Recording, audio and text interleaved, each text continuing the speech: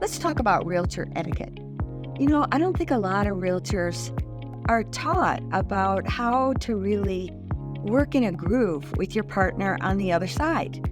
And I mean that so that it's in harmony, not in conflict.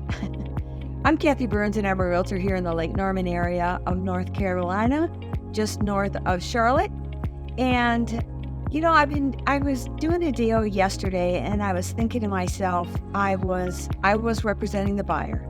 I had an out-of-state client on a different time zone, and so it was awkward matching up everything. And he was talking to his wife and the attorney and the CPA, trying to figure out how to do the titling, blah, blah, blah. So I knew that he wanted to make an offer, and I called the agent, the selling agent, and just said, hey, do you have any offers? And she was not real friendly, which was interesting to me. I said, hey, he's talking about bringing in an offer, and I'm just wondering if you had any other offers in. She goes, I don't need to tell you that. And I go, okay, and you don't. But there was tone there too, and I was thinking, why? Well, anyway, so then I said, all right, well, if you get one, would you give me a call? And she goes, not necessarily. And I go, oh, okay. I'm thinking it's like a $300,000 piece of land. It's not a fortune. It's still a nice deal, right? And I thought, okay, well, all right. I hate doing all this work if you already have somebody that's interested in it, or if my guy wants to jump forward, I'd like him to know so that he could possibly be in the running in multiple offers, right? So anyway, he ends up giving me, all his information, what he wants to do, but it took a period of time. And by time, I mean, it lapsed over a couple of days. Well, and she still hasn't told me if there's another offer or not. So I said, every time I knew something that was going on, for example, the day before yesterday, I'll bet I text her 4 different times. I said, here's the status. We're definitely bringing you an offer. I was hoping to have it by tonight, all the paperwork. So by when tonight did not happen, I could tell it wasn't going to happen. Late afternoon, I said, it looks like, I sent her a text. I said, it looks like it's probably going to be in the morning just because of different things that are going on. He was trying to get his proof of funds gathered up for her, which I would want to if I was the listing agent. And he was trying to find out from his CPA if he was going to title it in his wife's name or in the trust name. And different people don't always get back with you. So I was keeping her in the loop. So then the next day, I haven't heard from him. It's noon. We're a 3-hour time difference. And I just said, hey, I realize it's noon. Reminded her we have a 3-hour time difference.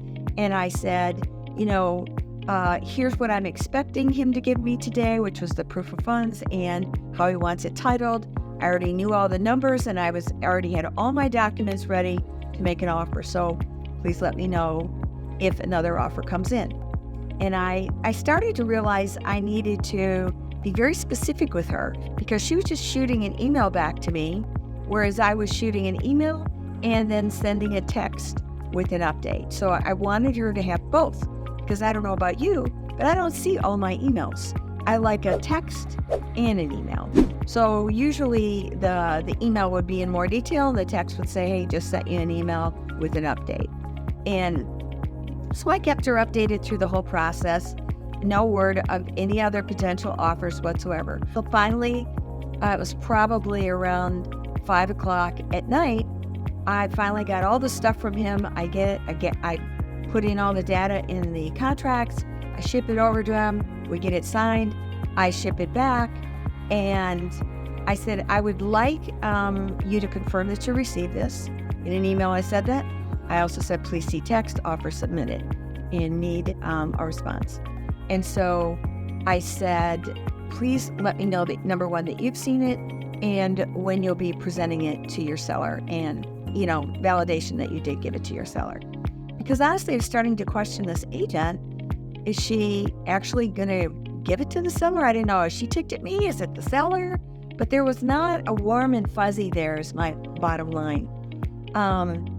So then there's never a phone call. She sends me an email back and says, seller said, she goes, we're expecting additional offers. So seller is now asking for highest and best by 5 o'clock the next day.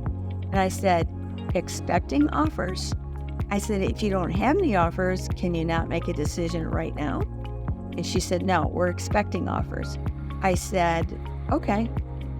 It was clear that it was cut in stone, that it was going to be based on multiple offers. So I said, I would like you to call me at 4 o'clock before the cutoff and let me know if you got those offers. Because if you didn't get those offers, our offer stands. There's no reason for us to raise it, right? So I put all that in there. I let my buyer know what's going on. He said, oh man, I don't like that idea. And now this property has been on the market for almost a year. And now all of a sudden we got multiple offers coming in on it.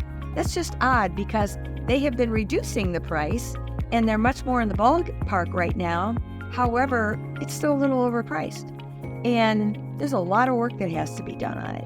And my buyer wants 45 days due diligence because despite there already being a septic, a report on it, like a soil scientist came out and said, yes, a couple of homes could be done a couple different ways. So we're done on it. But it was all small homes.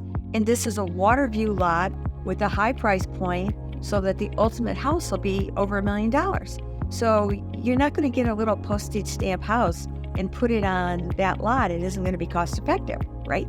So anyway, we spoke to a builder and the builder said they would send out a new soil scientist. Of course, my buyer would be paying for all of that. So I said, I think that's why the seller is pushing it out. They don't like the 45-day due diligence period, meaning the period before we actually go hard on our money. And I get that because they've been wanting to sell it for a year. They're anxious to sell it. So anyway, my guy says, go back and say, we'll give her price that she's asking for, that she had agreed to once before because he had offered it one time before. And this time he was coming in lower. So now he said, all right, I'll give her price. But that's it. But I also want an answer by noon. So shutting off 5 hours ahead of these supposed other offers. So I ship it all over there after we sign all the docs, get it back out there. And I get a text back immediately from the agent and says, seller says they're waiting till 5 o'clock and they're not going to respond to your time is of essence. I go, wow, okay. She got her money. She's hoping for more. I think it's really about the time frame. So I let my guy know. He goes, shoot. I said, all right, what do you want to do? Are you done? He goes, no, I'm not done. I said, okay. So we pulled the time is of the essence on there. We did it in an email format. She confirmed. So now we are back in waiting for the 5 o'clock. But it all goes back to the warm and fuzzy here. Where is the etiquette of how you communicate back and forth? Now, this is a well-respected agent. This is not a new agent. I have always liked her. So I don't know if it's her style of doing business, but I kept her in the loop of everything, all the way through. I will always keep her in the loop. I showed respect. I'm anxious to work with her, actually. I really want to be able to work with her and take this to the end. And that's, I guess what I'm saying to you is, this is a joint effort between a buyer, the seller, buyer's agent, the seller's agent, all the vendors. We all need to work in harmony for everybody's best interest because that's the goal. The seller wants to sell their property. The buyer wants to buy it. The agents want to make their commission. Everybody needs to work in harmony and respect. Have some etiquette, keep everybody informed. One of the things that was disappointing is she would just send me emails and I wouldn't even know they were there. I don't know about you, but I get hundreds of emails a day and they can get lost in that. Please send me a text and let me know. And let's stay diligent so you're not waiting forever to find out what's the status. And I think it's also about having fair communications with your buyers or your sellers of what to expect. You know, we brought a very strong offer on that, and to just dismiss it, that was the seller's choice. Of course, this has nothing to do with the agent. However, and she did get back with me immediately. I appreciated that, and she did do it in a text. I appreciated that. I did ask her to put that in an email format so I could have that for my files. I like all that stuff in an email format as well because I want a history of whatever happened in case there's ever an issue, right? So I guess what I'm saying to you is I encourage you to have an etiquette about how you do your business. Be a respected professional out there that agents want to do business with. Like, if I get an agent who I've done business with and we are smooth, we can rock and still represent our clients at a supreme level, then I can't wait to do business with that agent because I know that we're going to succeed. Everybody's going to succeed. When we get to the closing table, everybody's going to be happy. That's what I want. Agents out there, I just really encourage you to think about that. I know it's a stressful business and it's hard sometimes to get back to people, but make that part of your system. Make that part of your etiquette. Be known for that agent that, man, you're great to work with and we get deals done.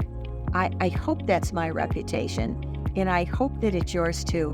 So if you like things like this, I encourage you to subscribe below, share your thoughts. Tell me, I don't want to hear any negative experiences. I'm not mad at this agent. I'm just talking. I'm not mad at her at all. I really want to do business with her. I really hope we get this deal. I just felt a little left out of the loop, and it probably was her seller versus her. But I just would like to stay in touch. And it dawned on me that I needed to talk about that for you guys to know how you can do that. So if you like this kind of stuff, please subscribe below, share it, ask questions. Don't give me any horror stories. I don't want to hear about them. And the truth is, let's not stay on the horror stories. Let's figure out how we'll be positive and how we'll go forward, right? All right, stay tuned for more. Got lots more coming.